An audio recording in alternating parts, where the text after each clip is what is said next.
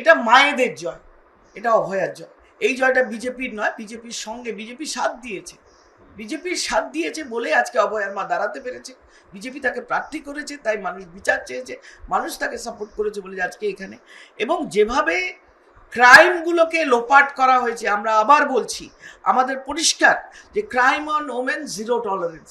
যারা এই প্রমাণ লোপাট করেছে একটা একটা করে পাতাল থেকে বের করে খুঁজে এনে তার শাস্তি হবে। তারা তৈরি থাকুন, বেশি দিন লাগবে না, খুব শিগগির এই প্রত্যেকটা ঘটনা রিওপেন হবে। এবং রিওপেন হবার পরে যে অ্যাকচুয়াল ক্রিমিনাল বডিটাকে, আমি আমার ইমেল থেকে, মোবাইল থেকে, আমি ছিলাম, আমার মোবাইল থেকে আমি ডিজি পুলিশকে মেইল করেছি যে আপনি দয়া করে বডিটাকে একটা দিন রাখুন, কাল সকালে আমরা কোর্ট থেকে অর্ডার আনবো, don't burn, we are not satisfied with this. তা সত্ত্বেও বডিটাকে জোর করে, আমি একজন যথেষ্ট দায়িত্বশীল মানুষ বা সাধারণ নাগরিক, একজন মহিলা, আমি একজন মা, আমি বলেছি body don't not to burn. Police কিসের ইন্টারেস্টে ওটাকে, যার বেসিসে সিবিআই পেয়েছিলাম আমরা, সিবিআইকেও ওরা নানা ধরনের প্রমাণ লোপাট করে হাসপাতালের যে কারাপশন তার সঙ্গে যোগ করে জিনিসটাকে এমন খিচুড়ি বানিয়ে দিল, সত্যি সত্যি অভয়ার মা বিচার পায়নি।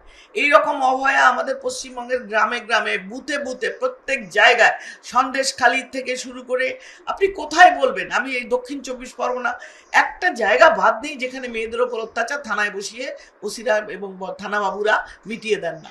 সেই জায়গার থেকে বাংলা মুক্তি চায়, বাংলার মেয়েরা মুক্তি চায়। তাই মমতা বন্দ্যোপাধ্যায়ের যে সলিড ভোট, সেই মহিলারা আজকে এগিয়ে এসে বিজেপিকে সাপোর্ট করে বিজেপির রাস্তায় দাঁড়িয়ে তারা বিচার চেয়েছেন এবং বিচার পেয়েছেন, সরকার হয়েছে। এবং আমাদের নরেন্দ্র মোদীর গ্যারান্টি যে মেয়েদের ওমেন লেড গভর্নমেন্ট করা, শুধু মেয়েদের এগিয়ে নিয়ে যাওয়া, শিক্ষিত করা বা আত্মনির্ভর করা নয়, মেয়েরা পরিচালনা করবে সেই সরকার। আমাদের রোমেন্স বিল দেখেছেন যেভাবে আটকানো হয়েছে, সেইটাও আমরা আশা করি যে এই সরকার গঠন হওয়ার পরে আমরা একটা মতামত তৈরি করি, সেটা আমরা ফার্দার যা করতে হয় করে আমরা মহিলাদের যে অধিকার সেটা আমরা ছিনিয়ে আনবো।